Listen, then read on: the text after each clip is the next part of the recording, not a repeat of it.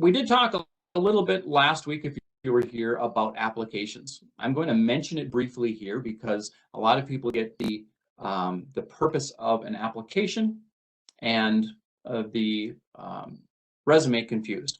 And I understand why. It seems like you're duplicating your work. Putting together a resume takes a lot of time, and then someone asks you the same exact questions on an application, or at least they seem to. And many people wonder why we have to do both, or they misunderstand the purpose of both, and they end up not putting things on their application that they put on their resume, and vice versa. So the purpose of an application is to filter down qualified candidates to an interview pool from the employer side.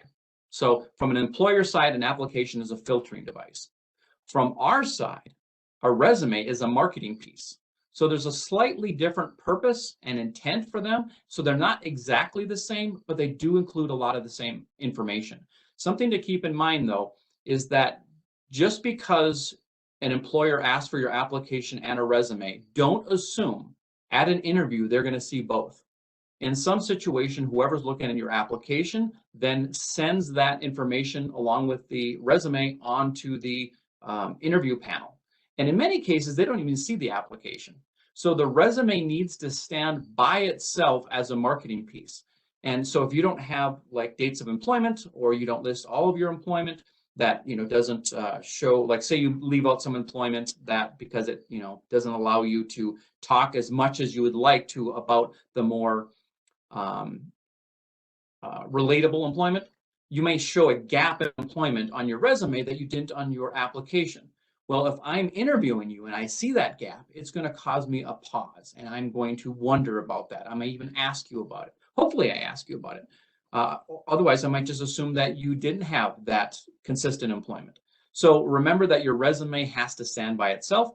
So even though an application does take some time and asks a lot of the same question, treat it as a separate document. And this is incredibly important when you upload your resume as a means of filling in the applications, because some applicant tracking systems allow for that. In that case, go over your application with a fine-tooth comb. Make sure that everything filled in correctly, that the dates went in the right spot, the titles went in the right spot. Make sure that you clarify anything that gets chopped off. Use the space wisely. Fill it out completely. And keeping a good record is really important in doing that, because if you have to fill out an application quickly, it's really hard to remember the dates of employment in your last employer. And sometimes this can be very important. For state employment, when they ask for, or government employment, when they ask for 2 years of employment, sometimes you have to get down to the actual day you were hired and the day you left to complete those 2 years. So in that specific case, you may actually have to have the month, day, and year. So what I'm going to be sending everyone by the end of the day tomorrow is a personal data sheet. That's one of your first steps in filling out applications and creating resumes, is getting those dates down. That can be really important. So after that, I'm going to take a quick question here. So you should put a lot more on the application if there's room. I'm not saying use every single possible square centimeter of space, but use the space allowed. If they allow for a paragraph and you give them a word, that's probably not meeting their expectations. So I do use this space, and I know that is a lot of work, but I'm more about quality over quantity. I research where I want to work, and I highly recommend you do this too. Research the employer, research the job, make sure that it's something you're significantly qualified for. If you're applying for tons and tons of jobs, like 5, 6, 7 jobs a day, you'll find yourself getting application fatigue, and you'll kind of start taking shortcuts in the application. There's some ways around that. One is to fill out a sample application, and then maybe you copy and paste some of the more common information over to that each application. But make sure you're taking time on each and every application. If you truly want that job or are interested in it, spend enough time to completely fill out that application. Otherwise, you could just be wasting your time. Leaving things blank on an application is wasting your time, because that gets filtered out of most applicant tracking systems. We got a lot to get through today, so I'm not going to spend a ton of time on applications. So let's go on to resumes. So what I want you to understand about a resume, if nothing else, is that each and every resume you put out should be specific to the job you're applying for. That does not mean that you have to rewrite your resume for every job. I get a lot of questions on that. They say, well, I don't have time to do that. That's too much work. I'm not saying you have to do that. What I'm saying is you have to tweak your resume. You have to customize it. Sometimes that's very subtle. It's just a few words here or there. Sometimes it's changing the type of resume you use. I'll be sending everyone templates for the 3 most common types of resume in the follow-up email. And you'll get a little bit more about what I mean when we get to that section. But the idea here is you need to customize your marketing piece. So in doing that, let's talk about strategies for completing that. You're going to hear all sorts of different advice on resumes. You probably already have. It seems like the more you research on resumes, the more confusing it can become because everyone has an idea. Everyone has what they consider to be a best practice. And we do also. That does not mean that what I am saying is necessarily going to be the best method for you. What I am saying is this is what has worked for the majority of people that we come into contact with.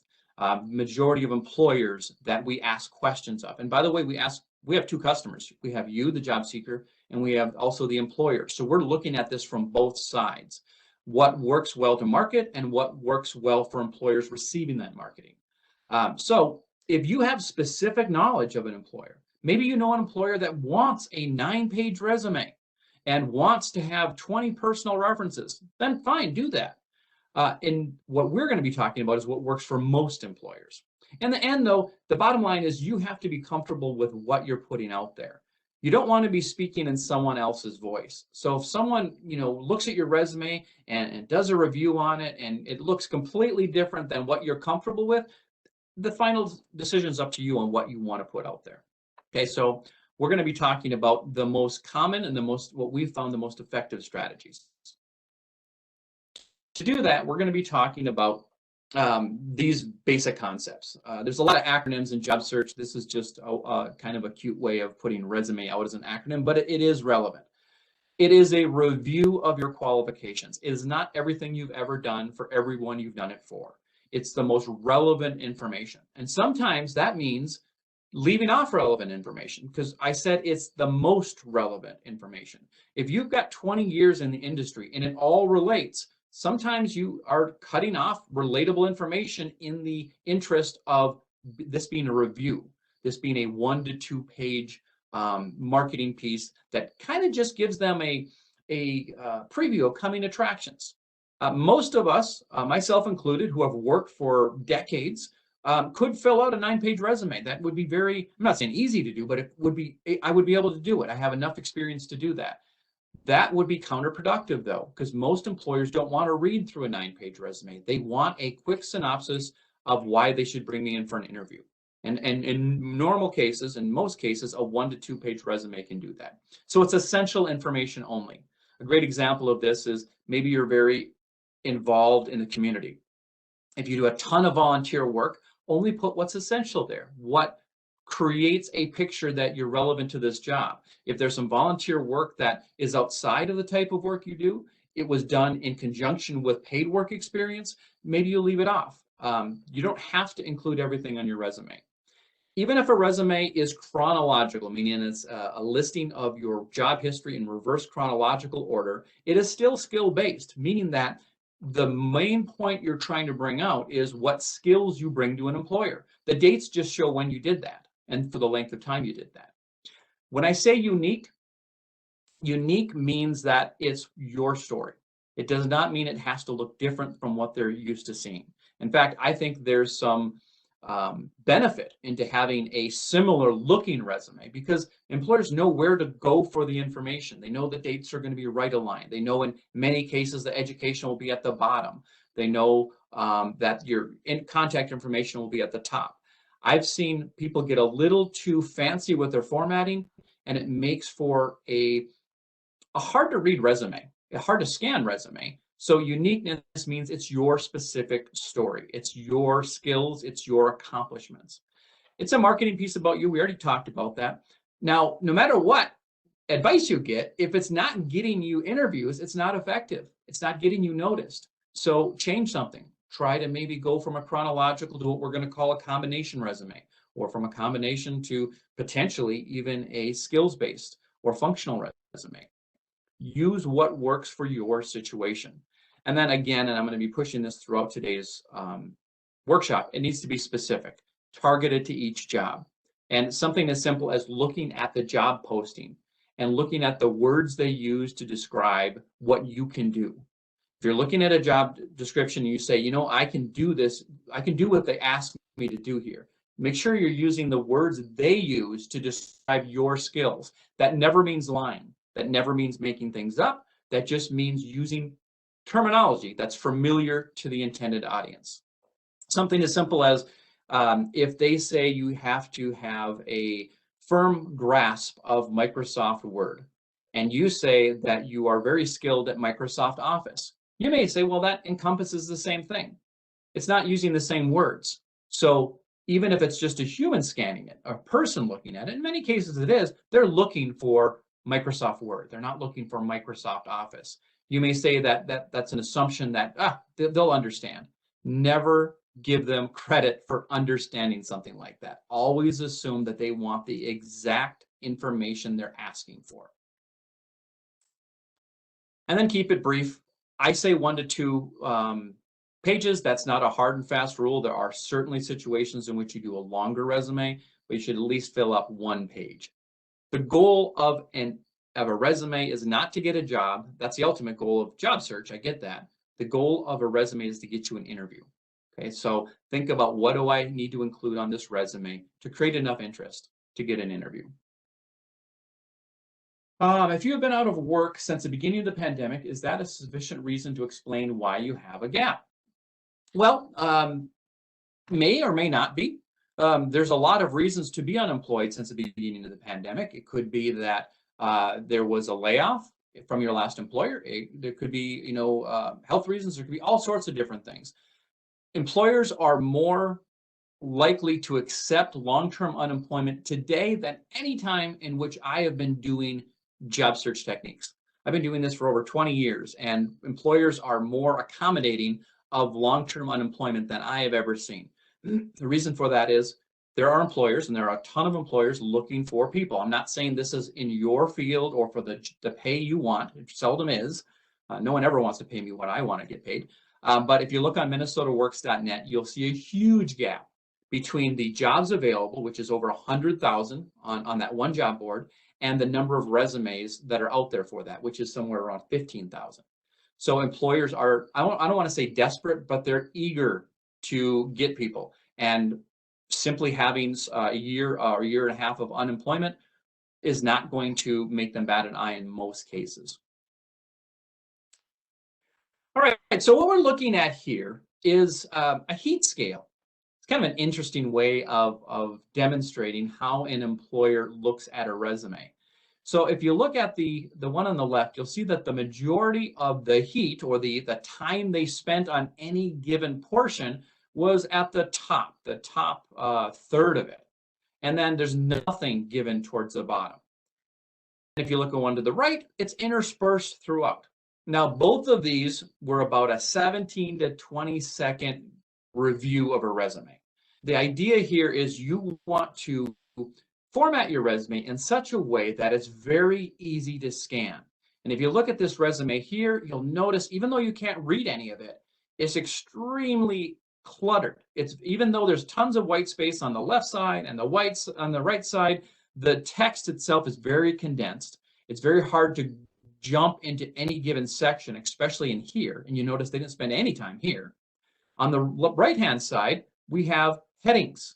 We have things that are spaced out in a better manner. We don't have as densely packed text, which makes it much easier for an employer to scan the resume to see if there's any interest. And the first thing people notice about a resume, like anything, is how it looks. They'll notice how it looks before they read anything. And so your resume has to catch that kind of quick eye test. Does it look like a resume? Is it something I want to engage in? And something like this might not allow for that. So at least consider that format has a place in resumes. In fact, I think it has a big place. So how do you make it scannable? And by using the term scannable, and by the way, 2 years, again, 2 years is right around the time where a lot of this started happening. Have a reason. I mean, have a reason why you are ready to jump back into the job pool if they have the question. 5 years is a different story. If you're out of the work for 5 years, there's perfectly legitimate reasons for that too. But that's a situation in which I would reach out to your local career force location and sign up for an appointment. Starting in August, we are now available for appointment only in person. So if you go to the location finder, which I'm going to send everybody in the follow-up email, you can look for the closest career force location that has in-person appointments that you can register for, and then you can describe that long-term unemployment. But 2 years still is right on the cusp of what is readily accessible. Just make sure that you can explain why now you're ready to go back to work and have everything in place. So when I say making something scannable, that does not necessarily mean, through a copier scanner. I mean, we used to mean that. We used to say, make it scannable so that the computer program could pick up on the keywords. That rarely happens. It rarely happens where you submit a paper document and then they scan that paper document into a copy scanner and then they digitize it. In most cases, you're going to send a digital copy right off the get-go. And in that case, to make it scannable by a applicant tracking system, just make sure you're not using crazy formats. Make sure you're using consistent fonts, some standard fonts. Don't use text boxes. Tables are generally fine. But when I say scannable, I mean make it something the eye can scan. So we use capital or bold letters to highlight information, to highlight sections, to make it so that when I'm looking for education, it's very obvious because education is capitalized and bolded at a certain place, and I can go to that. Avoid excessive use of like underlines, borders. I'm not a huge fan of italics, although you do see them. Make sure you don't use text boxes because they're not going to pick up on text boxes. And then for the most cases, I stay away from graphics or color, even though you do see that in a lot of templates. The reason you see it in templates is they get hits on internet searches. That does not necessarily mean that employers are open to them or find them as a good marketing piece. It's just that they look different enough that people say, oh, that's interesting, so they click on it, okay? All right, let's go on here. So the basics of resumes, they're a marketing or a selling tool. So you want to be honest and positive on it. I've never really run into a situation in which someone outright lies on a resume. I have had situations where people weren't as positive as they could be on an application, but generally people are positive or at least neutral on a resume. Where people will be negative on an application is where they explain why they left their last job. So just to answer one application question that I do get quite a bit is, why did you leave your last job? If you were laid off, explain why you were laid off. Laid off due to company downsizing, permanent layoff due to closing. If you were terminated, if you were fired, those are very, very negative words. So just say involuntary separation and don't go into the details. They will ask you about them if they bring you in for an interview, but going into the details on an application trends your entire job search with that employer to a negative. And in most cases, involuntary separation answers the question, and they will follow up with a clarification in the interview. You need to focus on accomplishments. That's the hardest thing we do on a resume, is to talk about our accomplishments. It's somewhat easy to get dates of employment, where I worked, the title of the job I did there. What's most important, though, is what you did while you were there, and not just what you were tasked with, what you accomplished. And everyone accomplishes something in work. It's really hard to think it in those terms because in many cases we just think they told me to do this and I did it. And that's what everyone does in my job. They're not going to know what that is. And it may sound very impressive to them when you give them scope, when you quantify it. So trying to put numbers onto what you did takes a little bit more work, but numbers really stand out on a resume. Not everything has to have numbers. Not everything has to be quantified, but within every job, you should attempt to have at least one quantifiable statement, meaning something like served up to 40 tables during a busy lunchtime rush, something like that. 40 is probably a little high. But tell them kind of what you did when your busy times, when you were the busiest, what did you accomplish? Those are the types of things. And then monetary things you can put in there. Increased production by 25%, increased net sales by 18%. And always use the best figure for yourself. If you were in a very large organization, percentages don't work very well because it might be something like 0.2%. So you use the monetary figure that increased sales by $25,000. That sounds impressive. It may be standard, but it still sounds impressive, and it's the truth. So always use whatever is the best figure for you. And then targeting to each position, we mentioned that, and I'll mention it probably a couple more times. Make sure you're using the word they use. And the example I give, in my line of work, I consider myself to be a trainer. Someone else may define that as a facilitator or educator. That's fine. As long as I can stand behind that word, I'll use that word. I'll never lie, but I'll use the words they use to describe the skills I have. Now, we do get this question quite a bit. Overqualified. What if I'm overqualified? If you're overqualified, you're not targeted on a resume. It's perfectly legitimate to be way overqualified for a job, but in most cases, the way we are perceived as overqualified is because we give too much information on a resume. There are things we can leave off a resume and still be telling the absolute truth. Now, in some cases, like education, I'll give you an example. If you have a PhD in something and it's an entry-level job, if you put that on your resume, that in many cases most cases will show you as overqualified, and they're going to have questions. They're going to have legitimate questions about why you're applying for that job. On a application, they ask, in many cases, highest level of education obtained. So that would be a lie to leave off that PhD. On a resume, it's not. So you might ask yourself, well, if it's on one but not on the other, isn't that lying? Not necessarily. In fact, it's not. As long as you're telling the truth, it just helps you to determine how you need to do your job search. If your application is preventing you from getting interviews, then the first thing they need to see is your resume, not the application. And that's harder to do. That's a more intense job search. That's doing a lot of networking. That's doing a lot of face-to-face. Maybe it's doing some informational interviewing. But that's what has been effective for me in helping people who are ridiculously overqualified for jobs that are more entry level. Because what they need to see is your enthusiasm towards a job before they see the barrier. And in this case, in kind of a funny way, too much education is the barrier. So overqualified just means not targeted. I'll be sending everyone an entire packet of information on how to deal with issues of overqualification. Where do you inform the employer that you relocated from the Twin Cities in June? There. You don't need to don't need to tell them that you're relocated. That is not part of a resume. That is not part of any conversation unless it's brought up. If you're new to an area, the only reason you bring that up is if it helps you. I don't know if I'm completely understanding the question. As far as, I'm going to take one more question here and then I'm going to move on. If your industry is not rehiring until 2022 because of whatever reason, and you find yourself looking for for lack of a better term, a short-term job, then I really recommend reaching out to a staffing agency.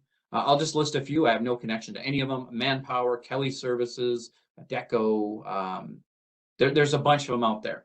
Their purpose is to temporarily fill people in positions. The mistake some people make is they get into a job that they know they're going to do short-term, and they don't tell an employer that. That employer trains that person in for 6 months. And when they're fully trained in, that person quits because their old employer's hiring back. That does create a bit of a stain on your job history because you didn't give an employer a return on investment. So look at jobs that would be, by their definition, more short-term if you truly think you'll be getting back in 2022. If you have any questions about that, yes, you can reach out to your local career force location to talk to someone about jobs in that area. But you can also look on minnesotaworks.net for more temporary jobs or part-time jobs. All right, some resume basics. You want to choose a format that works well and can be consistent. And by consistent, I mean across documents you send to an employer. We'll be talking briefly about cover letters, but also reference sheets. Everything you send should be in a similar format. It should have the same margins, the same font, the same heading. So choose a format that works, that's replicatable. The top third of your resume is the most valuable, so you want to choose a format and a type of resume that allows for the most important information to be at that top third, because that's where they spend most of their time. We'll be talking more about that when we get into the types of resumes, but we also want to include what we call white space. And that's not a fancy term, it means white space. Your margins are white, the space in between your sections are white, and that just gives the eye a place to pause before they look for new information. So it makes it scannable. And then one of the most important things on a resume, I'm sure you've heard this over and over and over again, it needs to be error-free. I've looked at thousands of resumes in my career, and almost every one of them has an error on it of some type the first time I look at it. Having your resume reviewed is a really important thing. There's a lot of people that can review your resume. It could be friends and family. It could be your references. In fact, that's what I really recommend. Bring your references more thoroughly into your job search by asking them to give your resume a review. Of course, we can also do it at the career force locations. We're not going to write a resume for you. That's impossible to do in the time we would have, but we can certainly review your resume and give you some ideas, give you some advice. Some of it is something you'll take or leave, but if we find an error for you, it's something you might not have caught because you're too close to it. When you write a resume, you spend a lot of time on it, and it becomes very hard very quickly to be objective. So give it to an objective set of eyes that are looking at it for the first time, and they're going to catch things that you won't. And sometimes it's formatting errors. Something as simple as your dates don't line up. Those are things that can negatively impact your job search, and it's unfortunate they do. But remember, everyone who applies for a job should be qualified. So you're competing against other qualified individuals. Little things can filter you in or filter you out of consideration of being brought up to the interview. So that's one of the few things we have control of in job search, is if our resume is error-free or not. If you spend enough time, you can get it to that point. So it says, should you send a cover letter with a resume? You'll hear different opinions on this. My opinion is yes. Always, if they allow it. In fact, if they allow it, I would say, even without qualifying that, yes, you should, because they're giving you an opportunity to market yourself. And the people who really want the job will take every opportunity to market themselves. Now, I'm not going to lie to you and say that every cover letter is thoroughly read and considered. In some cases, they may not. But I don't want to take that chance that they will look at it. So it's just one other opportunity. I'll be giving everyone a link to some cover letter information in addition to the resume information that we send. The difference between a cover letter and a resume is a cover letter kind of jumps more thoroughly into a story. It's a narrative piece, which you shouldn't do on your resume. A resume should be quick, easily scannable. A cover letter is a written letter. It's like 3 paragraphs. And if they're going to read it, they're going to spend the time to actually read that narrative text. And so you have the ability to go a little more long form on one of your stories or one of your successes. All right, so we can do a resume in multiple different formats. And it doesn't mean that you have to lock into one. I mean, when I say, okay, based on your work history, you'd go chronological, or you'd go functional, or you'd go combination.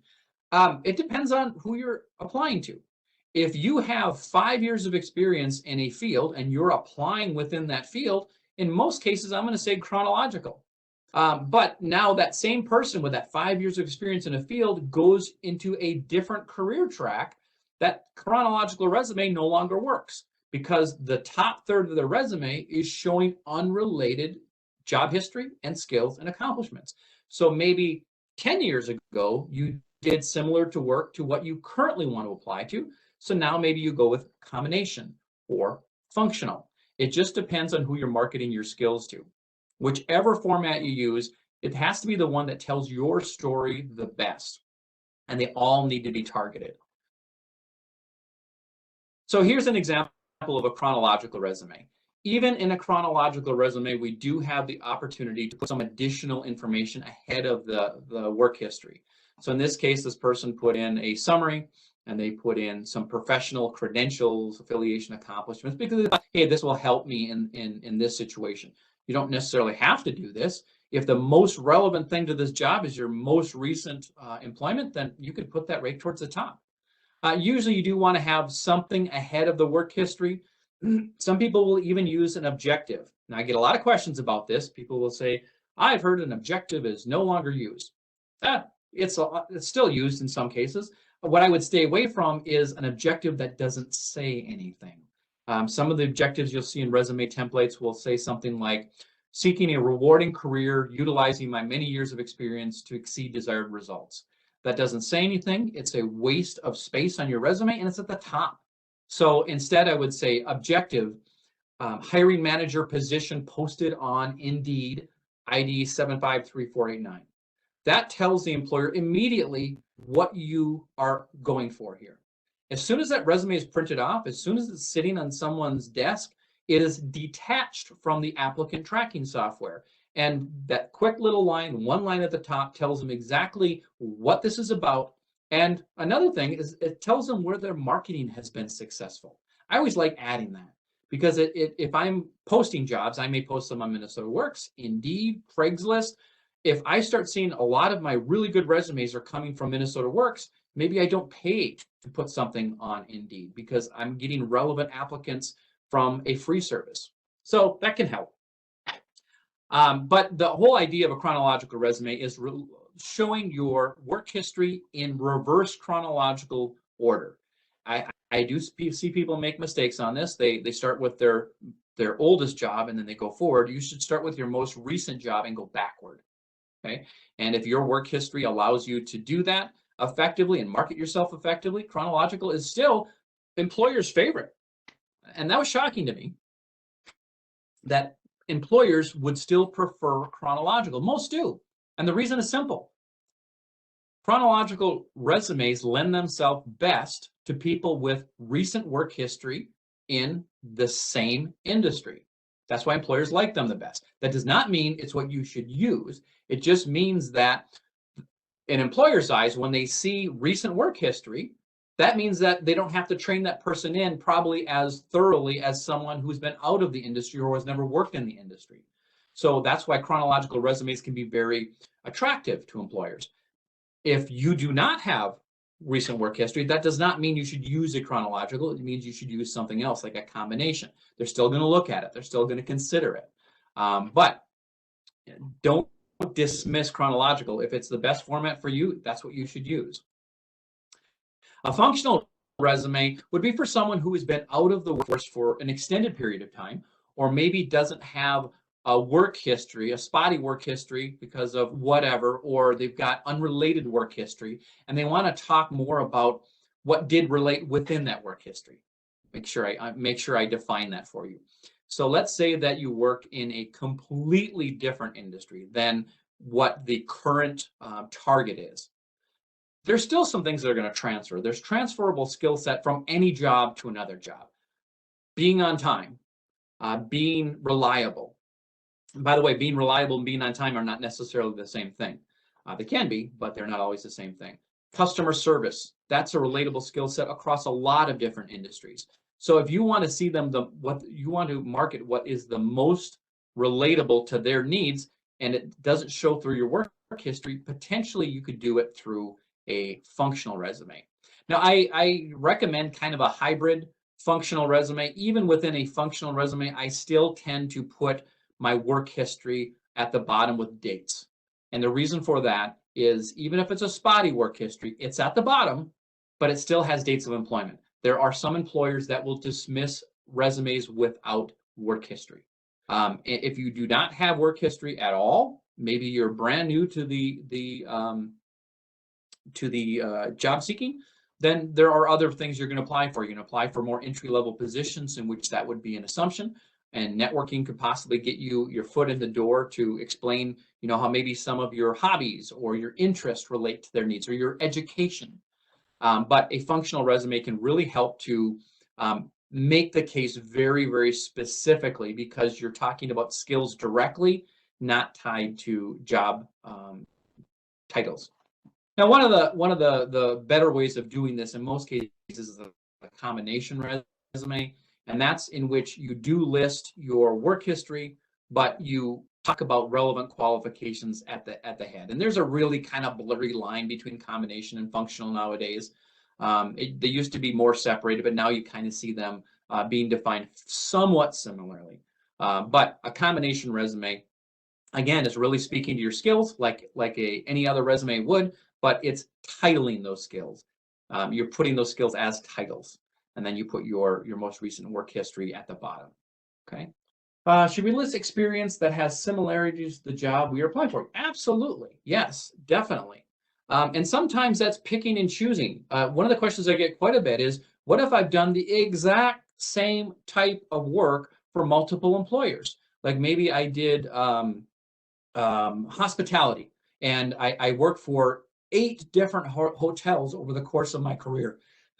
Do I repeat those same skills in each and every job posting or a job history? I don't recommend that. I don't want to copy things over and over and over again. What you're going to do is you're going to front end the most relevant, most important skills, and that's because you're taking it right off the job posting. You're finding out what's important to them, and you're listing them on the most current job. And then you're listing other skill sets, relevant to the industry, relevant to what you did in other jobs. So they're seeing the most important things front ended. Even though you might have done all of those skills in each of those jobs, you're spreading them out by putting the most important ones on the most current job. Now, there are other types of resumes. There's something called a CV, a curriculum vitae, which would be for someone who is maybe an educational field, or who does a lot of public speaking or whatever. They may have a very long form resume. You're never going to be surprised by that. They're going to ask for it. You would know that. There are also project-based resumes, and maybe an engineer would do a project-based resume that's very long, in which they list their 8 most recent projects in great detail. Again, you're not going to be surprised by that. These 3 formats that I'm showing work the best for most jobs. Not all jobs, but most jobs you're going to see. So let's go through the basic parts of a resume. First part is your heading.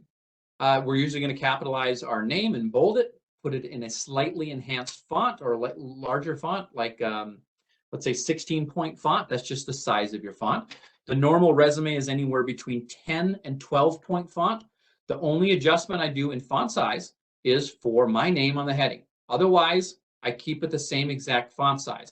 It may appear slightly bigger or smaller based on that I've capitalized a section heading or I bolded something, but you don't want the eye to go up and down with font sizes. That's very hard to read. It doesn't gain attention, it detracts actually, which seems counterintuitive, but it's true. In your heading, you're going to put whatever name you use. I know that's, my name is Arthur. Okay, I go by Arthur in some circles, but for job search, I generally go by Art. And so I don't want to put Art on my resume and then go Arthur on the application and then have a signature block of something else. If you go by a nickname, it can be very hard for an employer to look up information. So tend towards your legal name, unless it's something that's very obvious. Someone who is named Margaret sometimes goes by Peggy. It's really hard for me to make that jump because I haven't lived that life. I don't know that. And so tend towards or trend towards your legal name and stick to the same name throughout your application process, throughout your interview. At the point you're hired, you can let them know, I generally go by Christian because that's my middle name. At that point, it'd probably be okay. Also, your email address needs to reflect what your name is. You should not have something like this, Liz Job Seeker. See the problem there? Their name is Elizabeth, they go by Liz, and they put Job Seeker. I get that I guess that's their last name. I get that your name is probably taken at Gmail and Outlook, but some version of your name is available. I have found a lot more success going to Outlook, getting a free email at outlook.com because it's less used. It's still extremely professional. It's still very well received by employers, but it's been around a shorter period of time than Gmail has. So it's easier to get a specific email at that. Now, I'm not saying everyone has to go and get a new email, but I have seen emails prevent people from getting jobs because they're really unprofessional. We all have fun email, at least I do. I have fun email accounts that speaks towards my hobbies or towards my interests. I don't use those for job search. I get it's hard to look at 5 different emails, but having one specifically for your job search, I think, is important. And then you can use it for other professional interests later on, okay? Generally, once you get hired from an employer, you're going to get an email from them, but that professional email might be what you use for your LinkedIn account or other things along those lines. I do spell out Minnesota or capital M, capital N, and I spell out addresses if I use them. You don't necessarily have to put your full address anymore, but if it benefits you to do so, do it.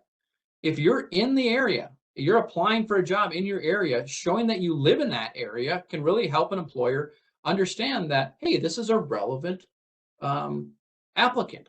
Now, if you're doing a wider based, maybe you're looking at applying in different locations, you might want to leave your address off. That's a personal choice and a situational choice. I think not having an address on your resume makes it look not like a resume. That's my personal opinion. So I always put an address on there, but I understand there are reasons not to put the full address on. All right, after that, you may put the objective. I did talk about a little bit about that. You don't have to have it on there. If you're going to put it on, make it something that has a purpose. So in this case, they're putting the objective of the job title off the job posting that they're applying to. And then you might put a summary. None of these are required, but these are some of the standard parts to a resume. So in this summary, they're saying creative and motivated engineer with more than 10 years of experience. They're quantifying it. You don't want to just use a lot of flowery words. You want to put some specific information that says you're experienced enough to handle this job.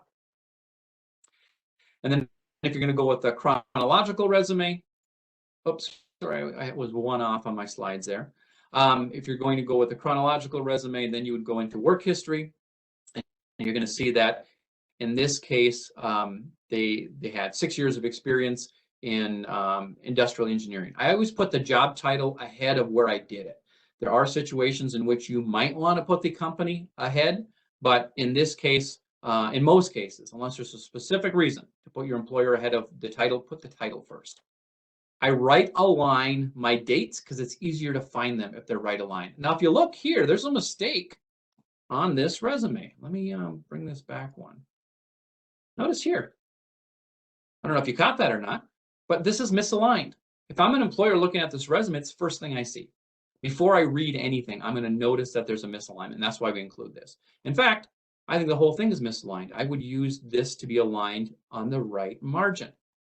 Yeah, that's not a deal breaker, obviously, but the dates should line up because I assume the dates are going to line up. If they don't, it makes an impression in a slightly bad way. You might say, well, that's no big deal. It can be a big deal because if someone else who's equally qualified doesn't have that formatting error, I may choose to go with that person for an interview.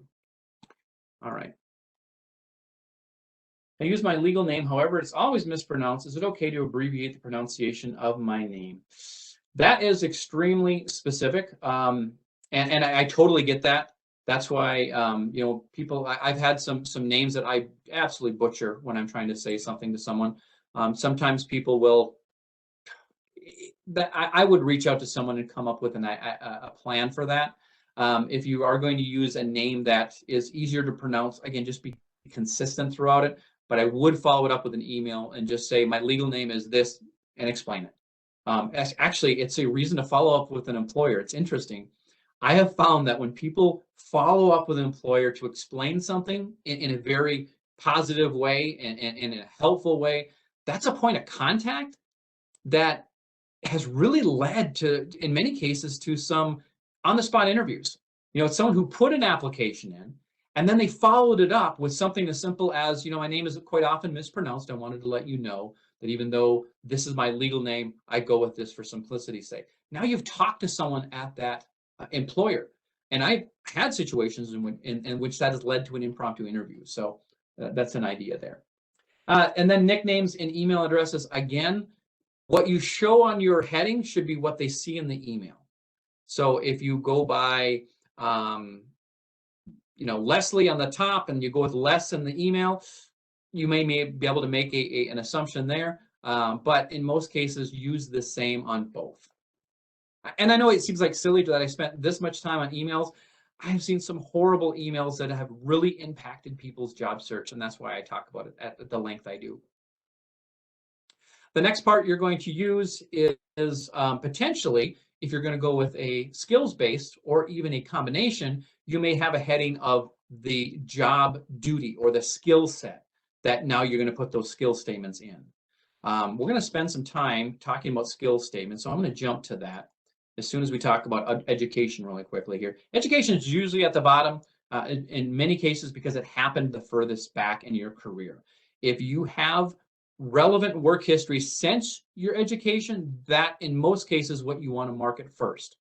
Now I get that if you graduated summa cum laude and had a 4.0, you may be very, very proud of that education, and the entry-level job in that field may not be what you want to talk about. However, that's the step, that's the process. It's the experience that they're going to want more than the training in most cases, but not all. Leave the dates off your education if they're more than 5 years, and that's a general rule I say. So if it's over 5 years old, leave the date off. I don't put GPA on my resume unless it's really high. And by really high, I mean 3.75 or 3.8 and above. That does not mean there's anything wrong with a 3.5. It just means that for people who list, it's usually 4.0. And if you put a 3.5, now you're being judged against a 4.0, which may have no, equal standing based on your coursework, but they don't know that. All they see is this person has a 4.0, this person listed something lower. I'd rather leave it off than list something that's not going to compare favorably against a 4.0. Again, nothing wrong with a 3.5 or a 3.0 or anything like that. It's just that how it looks on a resume. If your education is the most current and the most relevant thing to your job search, you can put it at the very top.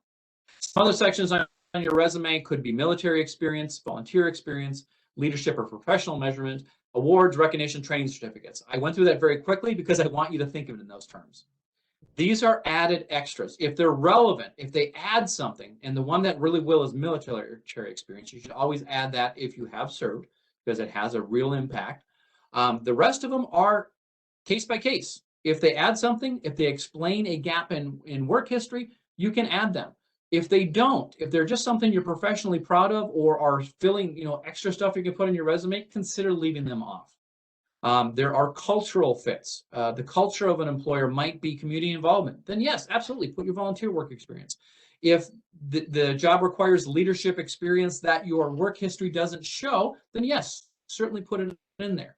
But you'd want to stay away from putting every single course you've taken, every management meeting you've been to, every CEU you've completed, because that takes up a ton of space on a resume, and it leaves off the more important things, which are the accomplishment statements in paid work history. So I'm going to spend the rest of the time. So I'm going to answer one question about volunteer work. It depends on where you put it. Sometimes you intersperse it within your work history. So if you have a 5-year gap in work history, because, like maybe I was raising my daughter during that time, but during that time, I was president of the PTA, I would put that potentially within my work history, within the chronological work history. I would just put volunteer position in there. Otherwise, I would put it towards the end. Okay, I would put it above education, but after work history. Okay, so we're going to spend the rest of the time on these accomplishment statements. So what an accomplishment statement is something that shows what you accomplished, obviously. It starts with an action word. It goes into details. Occasionally it quantifies, but it gives an outcome or result. So an example would be a task or something you did could be kept inventory or called customers. But an accomplishment statement is different from a task in that it fleshes it out. So instead of saying kept inventory, I say manage daily inventory of over 1,000 classifications of medical supplies. I put industry-specific terms there, I quantify it, and I put an action term verb in front of it. Called customers. A lot of people called customers within their work history. But if you grew client base from 0 to 70 within 2 months By effectively using cold call techniques, you're doing a whole bunch of things there. You're saying that you increase the client base. You're saying how you did that. You're saying that you did it in a method that a lot of people aren't comfortable with. That you have, so that you're inserting an additional skill set within the task. And then you're quantifying it also. Your story may not seem impressive to you because you lived it, you did it, other people did it alongside you. It may be impressive or at least descriptive to an employer to give them the whole thing.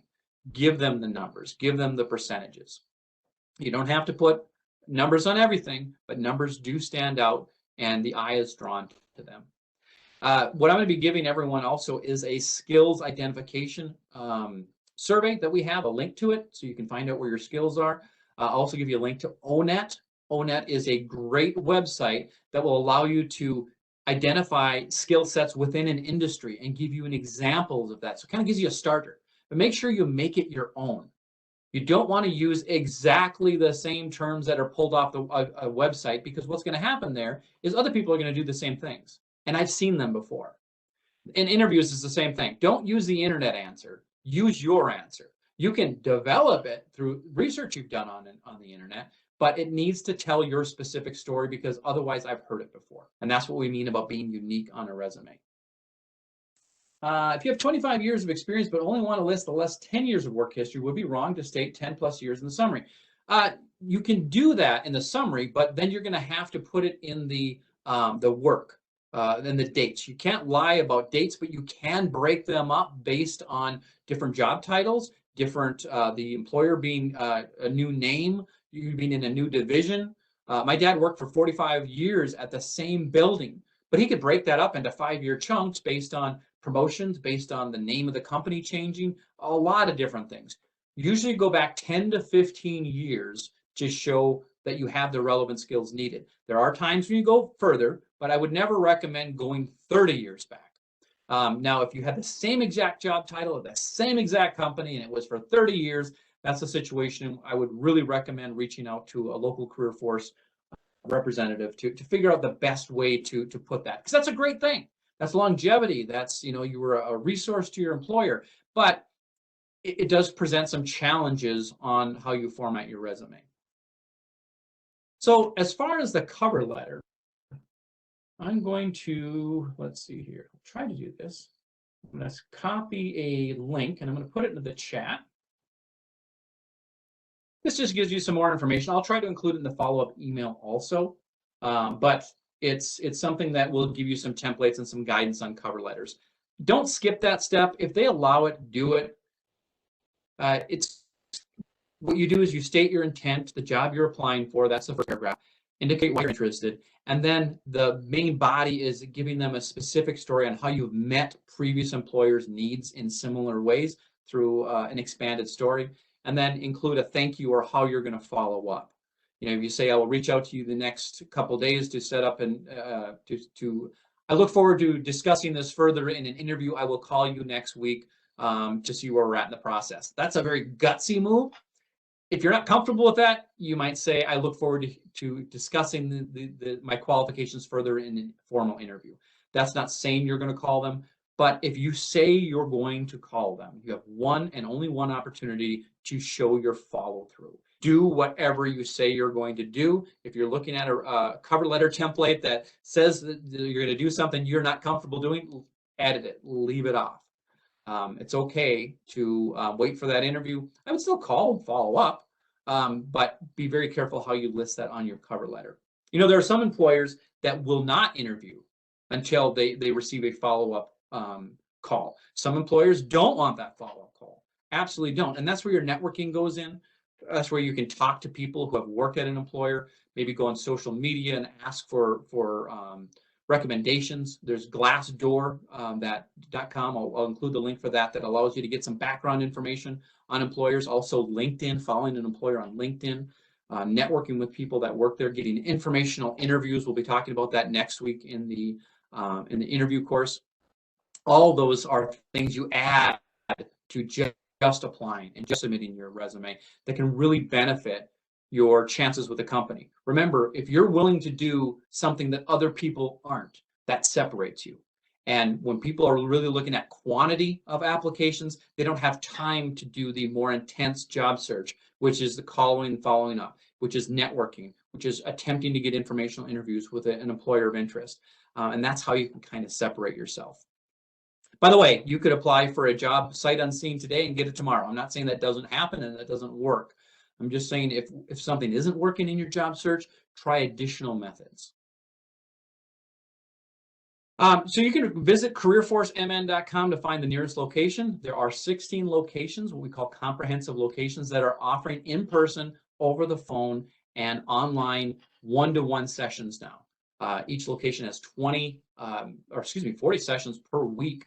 So I'll be sending that locator information so you can find the one nearest you. If you're still not comfortable going out and about or meeting with someone in person, you can certainly do it through a WebEx or a Teams meeting or over the phone. That's fine. But if you are comfortable coming in, we can meet with you in person at those locations. All right, I'm going to take a quick look at a couple of additional questions, see if we can get to one or two here. When I was in the Army, it was referred to as stellar soldier. Should I mention that in my cover letter or resume?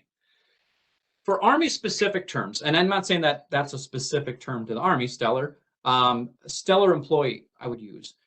One of the problems we have with military experience is it's military lingo, and that does not generally relate as obviously. It does relate, but it's not a one-to-one. Someone's not going to look at a task or a term in military lingo and make that assumption that it converts over. So each location throughout the Career Force system has a veterans rep that can really help you specifically with those converting those terms and how to best situate those. So if you are interested, contact your local Career Force and ask to speak to a veterans rep. All right. Well, thank you, everyone. This was great questions coming into the chat box. I appreciate your interactivity. We will be sending this out by the end of the day tomorrow with all the speaker notes, as well as the recording and the presentation and some additional templates to really help you. Get something together, even if it's not perfect. Get it together, have it reviewed by somebody, and just start applying. I realize we're in a really weird transition that I've never dealt with before. You're in the same boat as a lot of people. Employers are willing and able to hire people. You just got to find that right match. Thank you, everybody. Have a great day, and I wish you the best of luck in your job search.